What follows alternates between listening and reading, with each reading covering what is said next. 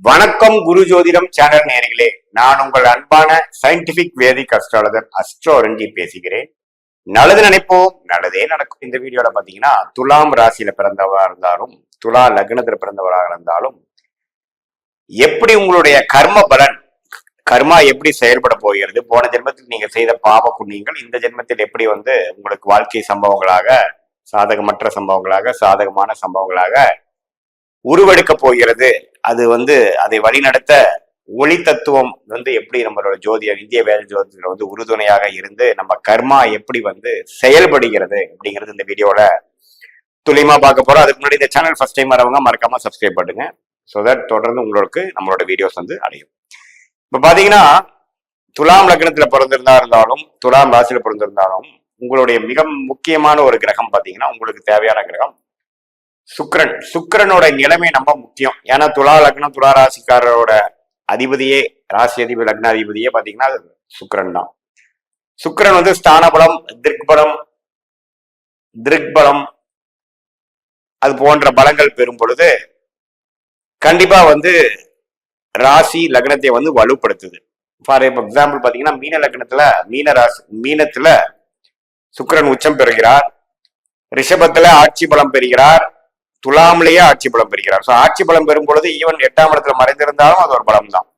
அதே சமயத்துல ராகு, சனி, செவ்வாய்ங்கிற பாவ கிரகத்தோட சம்பந்தப்படும் பொழுது ராசி அதிபதி ஆகிய சுக்கிரன், லக்னாதிபதி ஆகிய சுக்கிரன் பாதிக்கப்படுகிறார். அதோட முழு காலத்துவங்களை பெற முடியாமல் ஜாதகரே கொஞ்சம் சில கர்மாவை முன்னுக்கு பின்னாக சில விஷயங்கள் தோஷத்தோட அனுபவிக்க வேண்டியதாக இருக்கும் என்பதை நீங்கள் தெரிந்து கொள்ள வேண்டும்.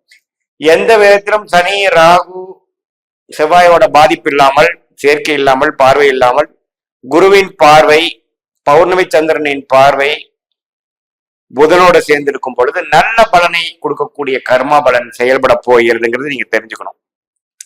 அதே சமயத்துல ஸ்தான பலத்துல 12ஆம் இடத்துல நீச்சமா போனாலும் புதனோட சேர்ந்து நீச்சபங்கம் ஆவது நல்லது, குரு பார்வை பெறுவது நல்லது, நட்பு வீட்டுல இருக்கிறது நல்லது. சிம்மத்துல இருக்கிறது நட்பு இல்ல, கடகத்துல இருக்கிறது நட்பு இல்ல, சூரிய சந்திரன் வீடுகளும் சரியில்லை. சூரிய சந்திரன் வீடை தவிர்த்து செவ்வாய் வீடுகளும் கொஞ்சம் டிஸ்டர்ப் ஆவார். பட் இருந்தாலும் சுக்கிரன் மேஷத்தில் இருந்தால் துலாமையும், விருச்சிகத்தில் இருந்தால் ரிஷபத்தையும் பார்க்கக்கூடிய தன்மையும் ஒரு பலம் தான். இயற்கையாகவே குருவின் வீட்டுல இருக்கிறது ஒரு சுபத்துவம், ஒரு திருப்பலம் தான். பட் இருந்தாலும் சுக்கிரன் குருவோட வீட்டுல டிஸ்டர்ப் ஆவார். மகர கும்ப வீட்டுல இருக்கிறது மிகவும் சிறப்பு. சோ சுக்கிரன்கிற கிரகம் இது மாதிரி ஒரு நட்பு வீட்டுக்கு குறைவில்லாமல் இருக்கும் பொழுது ஜாதகர் ஒரு ஒளிமயமான வாழ்க்கை, நல்ல கர்மாவை அனுபவித்து வாழக்கூடிய ஒரு வாழ்க்கை வாழ்வார் என்பதை நீங்கள் தெரிந்து கொள்ள வேண்டும். நான் சொன்ன மாதிரி பாவ கிரகத்தின் தாக்கங்கள் இருக்கும் பொழுதும் ஸ்தானபலம், திக்பலம் குறையும் பொழுது சுக்கிரன் 4ஆம் இடத்துல இருக்கும் பொழுது திக்பலம் பெறுகிறார். துலா லக்னத்துக்கு 4ஆம் இடங்கிற மகர லக்னத்துல இருக்கும் பொழுது திக்பலம் பெற்று ஜாதகரே கொஞ்சம் நல்ல ஒரு தன்மை உள்ள, நல்ல ஒரு கேரக்டர் உள்ள ஒரு பர்சனாக வருவார். குரு பார்வை பெறும் பொழுது இன்னுமே அதிகமா பெறுகிறது. சோ இதுதான் சுக்கிரனோட முக்கியத்துவம் துலா லக்னம் துலாம் ராசிக்காரர்களுக்கு.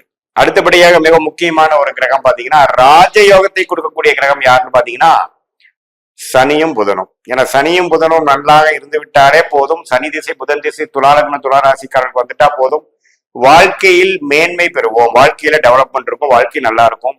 அந்த தசாபுக்திகள்ல நல்லாவே வரக்கூடிய ஜாதகர் பலன் அனுபவிக்கக்கூடிய, நல்ல கர்மாவை கரைக்கக்கூடிய, சாதகமான வாழ்க்கை சூழ்நிலையை அனுபவிக்கக்கூடிய அமைப்பு வருதுங்க. ஏன்னா சனியும் புதனும் பாத்தீங்கன்னா மிகவும் முக்கியமான கிரகங்கள். லக்னாதிபதி ராசி அதிபதி சுக்கிரனுக்கு மிக பிடித்த நண்பர். அப்படி இருக்கும் பொழுது சனி ஆட்சி பலம் பெற்றாலும் குரு பார்வை, சுக்கிரனின் தாக்கங்கள், பௌர்ணமி சந்திரனின் தாக்கங்கள் இருப்பது மிகவும் சிறப்பு. திருக்பலம் என்று சொல்லுவோம். சுப கிரகத்தின் தாக்கம் இருக்கும் பொழுது திருக்பலம் பெறுகிறார். சுப கிரகத்தின் தாக்கம் இல்லாமல் ராகு, செவ்வாய் போன்ற பாவ கிரகத்தின் தாக்கங்கள் வரும் பொழுது பாவத்துவம் அடைகிறார். சோ அப்படிங்கிறப்போ சனி திசை நடந்தாலும் அவ்வளவு சிறப்பா இருக்காது, ராஜயோக திசை வேலை செய்யாது. ஸோ யோகங்கள் இருந்தாலும் அந்த யோகத்தை யூஸ் பண்ணி, ஆப்பர்ச்சுனிட்டி யூஸ் பண்ணி ஜாதகர் வெற்றி அடைய முடியாத ஒரு அமைப்பு வந்துடும். ஸோ உங்களோட துலா லக்னம் துலா ராசியில பிறந்தவங்களுக்கு சனி எப்படி இருக்காருன்னு பாத்துக்குங்க. அதே சமயத்துல ராசியிலேயே இருந்தா உச்சம் பெறுகிறார், அதுவும் நல்லதுதான், தப்பு இல்லை. ஆனா குரு பார்வை, சுக்கிரன் பார்வை, சுப பார்வை பெற வேண்டும். அதே சமயத்துல மேஷத்துல இருந்தாலும் நீச்சமா போனாலும் சுபத்துவம் இருக்கும் பட்சத்தில் ப்ராப்ளம் இல்லை. சோ சனி பாத்தீங்கன்னா ஓரளவுக்கு பாவத்துவமா இல்லாமல் ஓரளவுக்கு நல்லா இருக்கும் பொழுது நல்ல பலனும், புதனும் பாத்தீங்கன்னா குறிப்பா செவ்வாயோட சேராமல், ராகுவோட சேராமல், கேதுவோட சேராமல் சனி சேர்ந்தாலும் கொஞ்சம் தவறு தான், பட் அவ்வளவு தவறு இல்லை, 50% பாதிப்பு இருக்கு. அப்படி இருக்கும் பொழுது புதனும் ஓரளவுக்கு நல்லா தான் இருக்கும். குரு பார்வை, பௌர்ணமி சந்திரன் பார்வை சுக்கிரனோட சேரும் பொழுது சூப்பராக இருக்கும். அருமையான கர்ம பலனில பிறந்திருக்கிறார் ஜாதகர்னு தெரிஞ்சுக்கணும். புதன் திசை நல்ல பலன்களை கொடுக்கும், அறிவு சார்ந்த விஷயத்தில் வெற்றடை வைக்கும், வர்த்தகத்தில் ஜெயிக்க வைக்கும், ஐடி சாஃப்ட்வேர் துறையில ஜெயிக்க வைக்கும். அது மாதிரி நல்ல கர்ம பலன் கொடுக்குதுங்க. சோ சுக்கிரனுக்கு அடுத்தபடியா சனியும் புதனும் மிகவும் முக்கியத்துவம் வாய்ந்த ஒரு கிரகமாக துலாம் லக்னம் துலாம் ராசிக்காரர்களுக்கு இருக்குதுங்கிறது நீங்க தெரிஞ்சுக்கிட்டீங்க. அடுத்தபடியா வரக்கூடாத தசை அல்லது கொஞ்சம் கவனமா இருக்க வேண்டிய கிரகமாகிய குரு வந்து துலா லக்னம் துலா ராசிக்காரர்களுக்கு ஒரு முக்கியத்துவமான ஒரு கவனமாக இருக்கக்கூடிய ஒரு கிரகமாக இருக்கிறது. ஏன்னா ஒரு அட்டமாதிபதி இல்லாமல் 6ஆம் வீடுங்கிற சொல்லப்பட்ட சத்ரு பாவாதிபதியாக வருகிறார். விச் இஸ் ஈக்குவல் டு அட்டமாதிபதியோட வேலையை செய்யக்கூடியதாக இருக்கிறார். அந்த குரு வந்து 6ஆம் வீடுங்கிற மீனத்துல கனெக்ட் ஆகாம இருக்கிறது நல்லது. 6ஆம் வீட்டிலே இருந்தா மிகவும் தவறு. 6ஆம் வீட்டு வேலை என்று சொல்லப்படுகிற சத்ரு பாவம், கடன் நோய், எதிரி, வம்பு வழக்கலை கொடுக்கக்கூடிய அமைப்பு வந்துடும். அதே சமயத்துல கண்ணிலிருந்து 6ஆம் வீடுங்கிற மீனத்தை பார்ப்பதும் அவ்வளவு சரியில்லை. மற்ற இடத்துல இருக்கிறது தப்பு இல்லை. 6க்கு 6 மறைந்து சிம்மத்துல இருக்கிறது தப்பு இல்லை, நல்ல ஒரு அமைப்பு. சோ குருங்கிற ஒரு கிரகம் ஓரளவுக்கு பாதிப்பு இல்லாமல் இருப்பது நல்லது. ராகு செவ்வாய் சனியோட சேர்ந்து இருக்கும் பொழுது உண்மையுமே சில பிரச்சனைகள் குரு திசையில கொடுக்கக்கூடிய அமைப்புகள் இருக்கு. புத்திர வழியிலையும் கடன் பினான்சியல் விஷயத்திலையும் வம்பு வழக்கம் கொடுக்கக்கூடிய அமைப்புகள் வந்துடும். சோ குரு திசை வந்து ஜாதகருக்கு வராம இருப்பது நல்லது. நீங்க வந்து ராகு நட்சத்திரமாகிய திருவாதிரை சுவாதி சதி நட்சத்திரம் பிறக்கும் பொழுது 18 வயசு குரு திசை 16 வருஷத்துக்கு வந்து ஒரு வாழ்க்கையில ஜெயிக்கக்கூடிய அந்த வேலை தொழில் போகும்பொழுது சில சிரமத்தை கொடுக்கும். இதே நீங்க வந்து சனி நட்சத்திரமாகிய பூசம் அனுஷம் உத்திரட்டாதி நட்சத்திரத்துல பிறந்திருந்தீங்கன்னா குரு திசையே வராது. சோ அப்படி இருக்கக்கூடிய அமைப்புகள்லாம் நீங்க என்ன தசைகளை பிறந்திருக்கீங்க, என்ன நட்சத்திரத்துல பிறந்திருக்கீங்கன்னு பார்த்து நீங்க உங்க கர்ம பலன் எப்படி செயல்பட போகுதுன்னு தெரிஞ்சுக்கங்க. துலாம் லக்னம் துலாம் ராசியில பிறந்தவங்களுக்கு சனி புதன் கேது சுக்கிர தசைகள் பிரைம் டைம் என்று சொல்லப்படுகிற 20-25 வயசுல இருந்து 55-60 வயசு வரைக்கும் வருமாயின் நீங்கள் குடித்து வைத்தவர்கள் உங்க கர்ம பலன் நல்ல பலனாக செயல்பட போகிறதுன்னு தெரிஞ்சுக்கலாம். யோகமான ஜாதகத்துல பிறந்திருக்கீங்கன்னு தெரிஞ்சுக்கலாம். அப்படி இல்லாமல் ராகு செவ்வாய் ராகு குரு தசைகள் வந்து உங்களுக்கு 25 வயசுல இருந்து 55-60 வயசுக்கு வருமாயின் ஒரு சுமாரான வாழ்க்கை தான் வரும். அது குரு பாதிக்கப்பட்டிருந்தால் உண்மையே சில பிரச்சனைக்குரிய ஒரு டைமாக இருக்குங்கிறத தெரிஞ்சுக்கணும். ஸோ நீங்க என்ன ஒரு தசா பெல்ட்ல வந்து உங்களுக்கு போயிட்டு இருக்கு, எது மாதிரி ஒரு விஷயங்கள் போயிட்டு இருக்கு, யோகமான தசைகள் இருக்கா, எப்ப வருதுங்கிறத நீங்க பார்த்து உங்க கர்ம பலன் எப்படி வந்து செயல்பட போகிறது, துலா லக்னம் துலாம் ராசியில பிறந்தவங்களுக்கு எப்படி கர்ம பலன் செய்யப்படுது நீங்க தெரிஞ்சுக்கலாம்.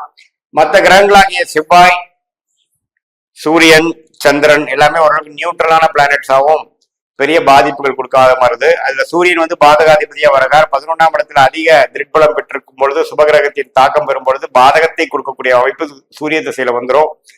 ஸோ சூரியன் கெட்டிருக்கிறது ஒரு 8 மறைந்திருக்கிறது நல்லது. ஸோ இதுதான் வந்து துலா லக்னம் துலா ராசியில பிறந்தவர்களுக்கு கர்ம பலன் எப்படி வேலை செய்ய போகுது, போன ஜென்மத்தில் செய்த பாவ புண்ணியங்கள் எப்படி இருக்கிற போதுன்னு தெரிஞ்சுக்கிறோம். இது ஒரு பொதுவான பலனை தவிர உங்களுடைய ஜென்ம ஜாதகத்துல ஒரு கிரகம் எப்படி இருக்கு, எந்த டிகிரியில இருக்கு, ஒண்ணுக்கு ஒண்ணு எவ்வளவு தூரத்துல இருக்கு, எல்லாம் மைன்யூட்டா டீட்டெயிலா பார்த்து அது பிரகாரம் உங்களுடைய ஃபியூச்சர் எப்படி, ஷார்ட் டேர்ம் ஃபியூச்சர் எப்படி, லாங் டேர்ம் ஃபியூச்சர் எப்படி, எது மாதிரி முடிவுகள் எடுக்கணும், உங்களுக்கு பிராப்தங்கள் எப்படி இருக்கு, கர்ம பலன் எப்படி செயல்பட போகுதுங்கிறது பார்த்து அதுக்கு தகுந்த மாதிரி முடிவு எடுத்து நம்ம வாழ்க்கையில வெற்றி பெற முடியும். இந்திய வேத ஜோதிடம் சயின்டிபிக் வேதிக் அஸ்ட்ராலஜி முறையில்ங்கிறது நான் உங்களுக்கு தெரிவிச்சுக்கிறேன். மீண்டும் மற்றொரு காணொலியில் சந்திப்போம். நன்றி, வணக்கம்.